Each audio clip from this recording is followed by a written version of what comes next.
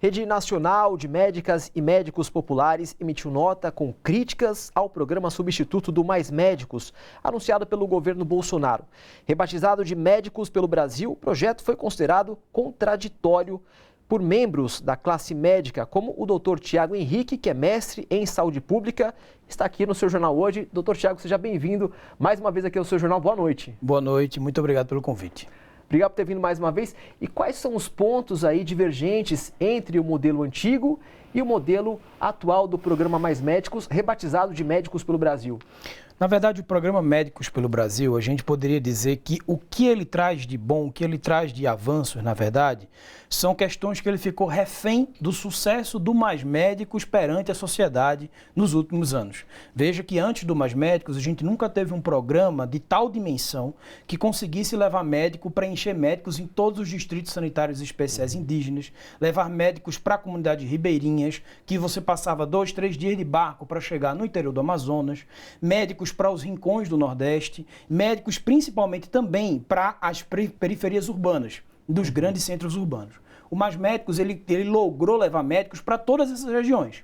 E o governo, ele não poderia atender os interesses de uma parcela na categoria médica, que eram que são os interesses de ter uma carreira médica, que se pretendia ter uma carreira médica de Estado, como se fosse um quarto cargo federal, como juiz, promotor médico, né, com concurso público e tudo mais. O governo não poderia conseguir lograr fazer um programa como esse sem atender o que o Mais Médicos já tinha entendido. Então, assim, esse programa, ele continua, ele tenta manter a perspectiva de mandar médicos para os rincões do país. Ele aumenta do ponto de vista pecuniário, do ponto de vista de salário, o ganho que o médico em si vai ter, só que ele tem vários outros pontos negativos e, no nosso entender, um cavalo de Troia, que é a medida provisória, porque ela traz em si a construção de uma agência chamada Agência do Desenvolvimento da Atenção Primária. E para a gente, essa agência é o principal problema desse novo programa. Esse é o principal ponto contraditório que vocês dizem no manifesto. Exato, porque o programa, ele traz uma perspectiva de dizer que vai valorizar a atenção primária. Ao passo que essa Agência de Desenvolvimento da Atenção Primária, que é um serviço público autônomo, uma entidade de serviço público autônomo, privada, para estatal, ela não está no guarda-chuva do Estado, ela é como se fosse uma entidade privada, mas criada pelo Estado, ela vai poder fazer contratação do setor privado também, tanto para o ensino quanto para a prestação de serviço. Na prática, o que isso significa? É uma porta aberta para que o Ministério da Saúde injete dinheiro para que as grandes operadoras e planos de saúde, eles possam ser contratados para fornecer serviço de atenção primária. Então, as várias operadoras que a gente tem por aí, que eu não vou nominá-las, mas elas que já estão desenvolvendo expertise, algumas delas inclusive controladas pelo capital internacional, como é o caso da maior operadora no Brasil hoje, ela é controlada por uma empresa norte-americana, a gente vai estar, na verdade, engordando o caixa da empresa norte-americana, contratando um serviço privado de atenção primária no Brasil.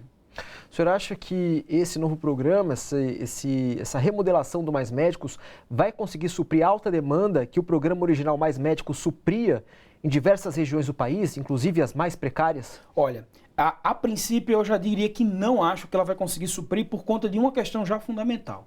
Esse programa, ele ignora as periferias dos grandes centros. Esse é o primeiro ponto. Esse já é o primeiro ponto. Então esse programa, ele coloca que vai levar médicos para as áreas de municípios mais frágeis. Estamos falando de municípios menores, de municípios com a capacidade de reter o médico por conta do seu financiamento e do teto do salário do prefeito muito menor. Então nós estamos falando de municípios mais distantes e mais frágeis, de acordo com os critérios que eles elaboraram, que boa parte copiados do que era do critério do Mais Médicos e do IBGE. As periferias das grandes cidades, a gente tem aqui, por exemplo, na capital, em São Paulo, nós temos em torno de mais de 50 médicos contratados pelo Mais Médicos que vão sair e qual é a resposta do Ministério da Saúde?